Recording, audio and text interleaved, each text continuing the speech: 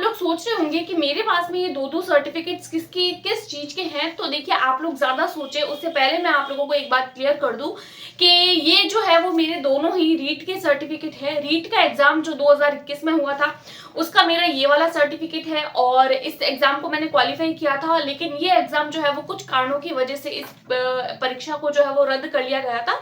Then इसी exam को वापस 2022 में करवाया गया था, और 2022 में भी मैंने वापस इस एग्जाम को दिया था, और सेकंड टाइम में इस एग्जाम को मैंने बहुत ही अच्छे मार्क्स के साथ में क्लियर किया था। तो ये दो बार मैंने पेपर दिया था। किस तरीके से मैंने क्वालिफाई किया था, क्या मेरी स्ट्रेटेजी थी, क्या जो है वो एक प्रॉपर वे के साथ में मैंने पढ़ाई करी कि मैंने जो है वो 112 मार्क्स जो है वो गेन किए। इससे पहले में मैं आप लोगों के साथ मैं इस बात के बारे में जो है वो कुछ बातें बता चुकी हूँ, लेकिन अगेन से मुझे लगा कि हाँ, मेरी खुद की प्रॉपर स्ट्रेटजी आप लोगों के साथ में शेयर की जाए। और ये मेरी ही सर्टिफिकेट से दोनों टाइम पे देखिए, जो फर्स्ट वाला जो पेपर था वो 2021 में हुआ था। वो एग्जाम जब मैंने दिया था तो वो जो है वो पेपर लीक हो चुका था, और लीक होने की वजह से वो जो है वो एग्जाम को रद्द कर लिया गया था। और जब ये वाला पेपर मैंने दिया था तब मैं बीएड फर्स्ट ईयर में थी, और अगेन से जब ये पेपर हुआ तो मेरी बीएड जो है वो सेकंड ईयर थी और लगभग मेरी कंप्लीट होने वाली थी। तो तब मैंने ये जो है वो सेकंड एग्जाम दिया था, और 2022 में जो एग्जाम हुआ था, और तब मुझे ये वाला सर्टिफिकेट मिला था। और फर्स्ट टाइम जब मैंने एग्जाम दिया था तब मैंने कोई प्रिपरेशन नहीं करी थी, लेकिन फिर भी मेरा रीट एग्जाम क्वालिफाई हो गया था। और सेकंड टाइम पे मैंने जो है वो प्रिपरेशन करने के साथ में इस एग्जाम को दिया था। रीट जो है वो पात्रता परीक्षा को मैंने जो है वो फर्स्ट टाइम में क्लियर कर लिया था, और 112 मार्क्स के साथ में मैंने क्वालिफाई किया था इस पेपर को। साइंस मैथ्स मेरा सब्जेक्ट था, और बीएड सेकंड ईयर में थी तब। तो क्या मेरी एक प्रॉपर स्ट्रेटेजी थी, उन सारी की सारी बातों के बारे में डिस्कस करने वाले हैं।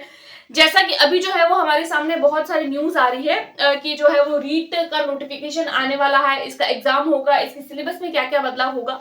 तो मेरे एक्सपीरियंस मैं आप लोगों के साथ में शेयर करूंगी, और कुछ न्यूज इंपॉर्टेंट वो भी मैं आप लोगों के साथ में शेयर करूंगी। तो वीडियो पे एंड तक बने रहिएगा, और चैनल पर पहली बार आए हैं तो प्लीज वीडियो को लाइक करके चैनल को सब्सक्राइब कर लीजिएगा। और जो है वो रीट की क्लासेस हम लोगों ने साइंस की ऑलरेडी मैं स्टार्ट कर चुकी हूँ। इसके पीडीएफ के लिए आप लोग मेरे टेलीग्राम ग्रुप को ज्वाइन कर सकते हैं। स्टार्ट करते हैं बिना किसी देरी के वीडियो को। तो रीट का नोटिफिकेशन कब तक आएगा, इसका एग्जाम कब होगा, इसके सिलेबस में क्या क्या चेंजेस हो सकता है, क्या एक प्रॉपर स्ट्रेटेजी जो मेरी थी और क्या एक प्रॉपर स्ट्रेटेजी जो आप लोगों को फॉलो करनी चाहिए कि रीट पात्रता परीक्षा को आप लोग एक ही बारी में क्लियर कर पाए। सबसे पहले अगर मैं बात करूं इसके नोटिफिकेशन की, तो देखिए, राजस्थान में वैसे कोई भी अगर परीक्षा की बात होती है तो उसका जल्दी ही नोटिफिकेशन नहीं आप लोगों को देखने को मिलता है।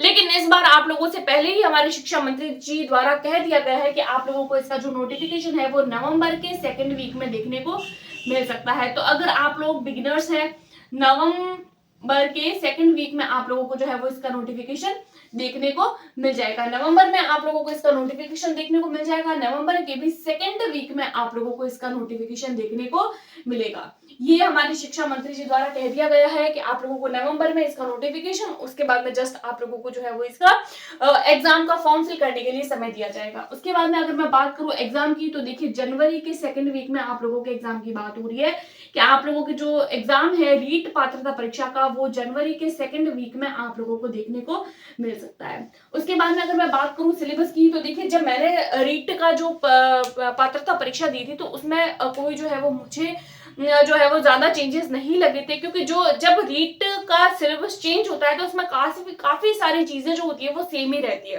क्योंकि पहले जब हम लोगों ने 2021 में पेपर दिया था तब पैटर्न एक था, तब एक ही बारी में पेपर होता था। लेकिन जब 2022 में पेपर हुआ तो पात्रता परीक्षा को और मुख्य परीक्षा को अलग अलग कर दिया गया, दोनों परीक्षाओं को अलग अलग कर दिया गया। तो मुख्य परीक्षा का सिलेबस अलग होता है, पात्रता परीक्षा का सिलेबस अलग होता है। सुनने में आ रहा है कि जो पात्रता परीक्षा है उसके सिलेबस में कुछ टॉपिक्स जो है वो चेंज किए जाएंगे। तो देखिए, किस आधार पर ये बोला जा रहा है, तो ये आप लोगों के एनसीईआरटी के बेसिस पर बोला जा रहा है। जैसा कि हम सबको पता है कि आप लोगों की जो एनसीईआरटी की जो बुक्स है, एनसीईआरटी की जो बुक्स है वो आप लोगों के बहुत सारी जो है वो चेंज हो चुकी है। जैसे कि थर्ड क्लास की आप लोगों की चेंज हो चुकी है। कुछ टॉपिक्स, जैसे सिक्स क्लास के एनसीईआरटी की साइंस की बुक, उसके कुछ टॉपिक्स जो आप लोगों के हटा भी दिए गए हैं, और कुछ टॉपिक्स ऐसे हैं जो न्यू इंक्लूड कर दिए गए हैं।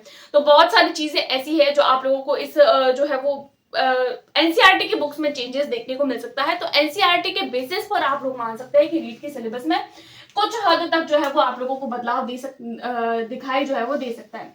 क्या बदलाव होगा, किस तरीके से होगा, उसके बारे में अभी तक किसी भी तरीके की कोई ऑफिशियल जानकारी नहीं दी गई है। हाँ, इतना अभी ऑफिशियल हम लोगों को जरूर पता है कि सिलेबस में चेंज होगा। क्या होगा वो जब न्यू सिलेबस आएगा, और न्यू सिलेबस आप लोगों को नोटिफिकेशन के साथ ही साथ देखने को मिल जाएगा। मेरी क्या स्ट्रेटेजी थी और मैंने किस तरीके से प्रिपेयर किया था, तो देखिए मेरा जो बैकग्राउंड था रीट परीक्षा को पास करने का, मेरा जो बैकग्राउंड था वो मेरा साइंस एंड मैथ्स था। साइंस एंड मैथ्स बैकग्राउंड से मैंने इस एग्जाम को दिया था, और जो है वो मैंने 2 बार पेपर दिया था। एक मैंने 2021 में पेपर दिया था और एक मैंने दिया था 2022 में।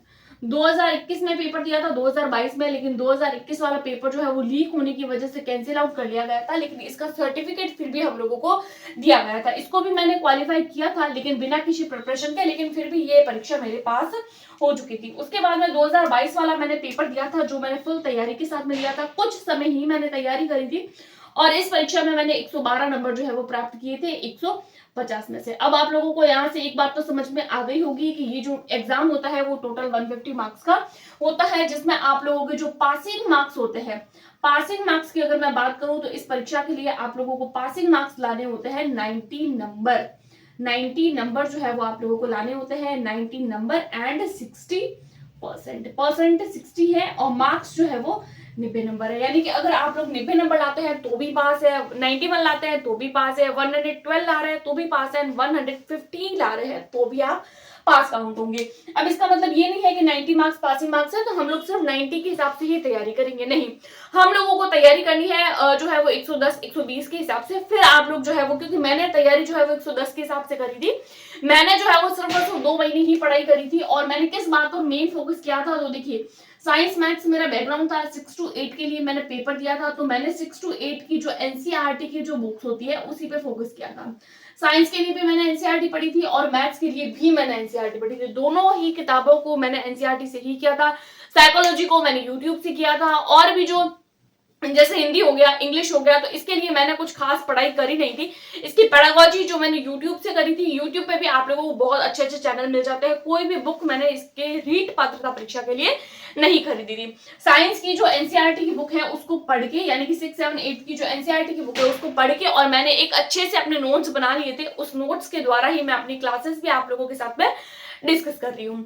तो वो आप लोगों ने आई होप देखी होगी, और उसके नोट्स जो है वो फ्री ऑफ कॉस्ट मैं आप लोगों के साथ में अपने टेलीग्राम ग्रुप पर भी शेयर कर रही हूँ। अगर आप लोगों को पसंद आते तो आप भी आगे से आगे अपने फ्रेंड्स के साथ में शेयर करिए, ताकि किसी को फायदा मिल सके। क्योंकि मैंने भी मेहनत से बनाए हैं, मैंने भी बहुत सर्च किया यूट्यूब पे, यहाँ वहां देखा, लेकिन कोई भी मुझे जो है वो क्लास ऐसी नहीं लगी जो टू द पॉइंट बात करे। तो मुझे उस समय ही लग गया था कि अगर काश कोई ऐसा चैनल होता या ऐसी कोई क्लास होती जो हम लोगों को टू द पॉइंट चीजें प्रोवाइड करवाती, तो हम लोगों को शायद इतनी दिक्कत न रहती।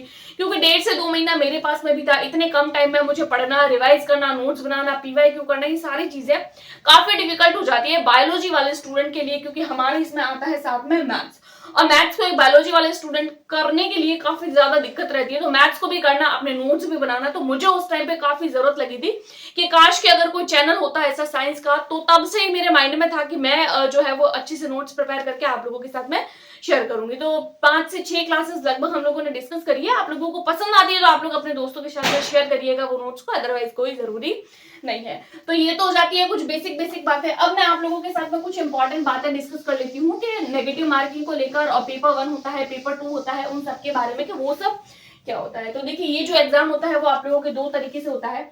एक होता है आप लोगों के पेपर 1 और दूसरा आता है पेपर 2।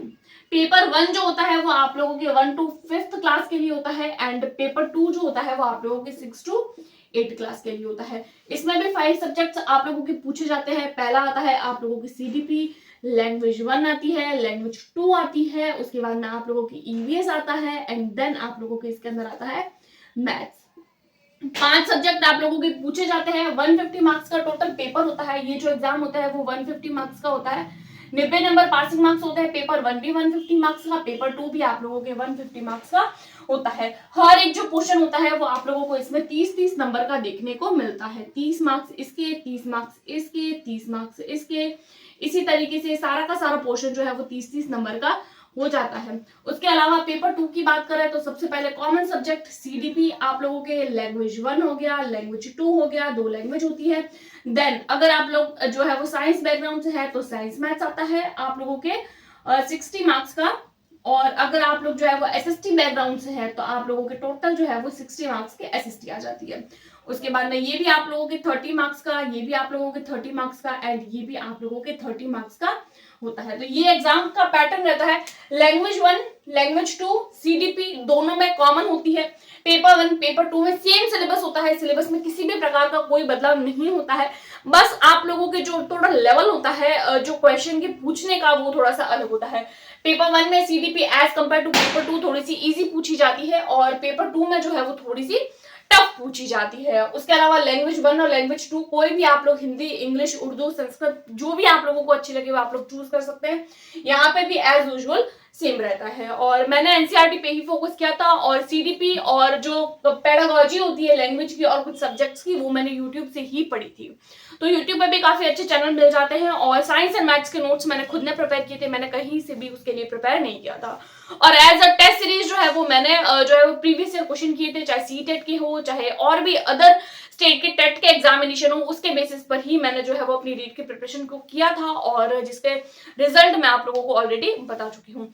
ये तो कुछ बातें थी जो मुझे आज के वीडियो में डिस्कस करनी थी। और भी अगर आप लोगों को रीट के लेकर कोई भी अगर आप लोगों के माइंड में डाउट है तो आप लोग मुझे पूछ सकते हैं, कमेंट कर सकते हैं, मेल कर सकते हैं। और आज की वीडियो में इतना ही, मिलते हैं नेक्स्ट वीडियो में, तब तक के लिए टेक केयर, गुड बाय।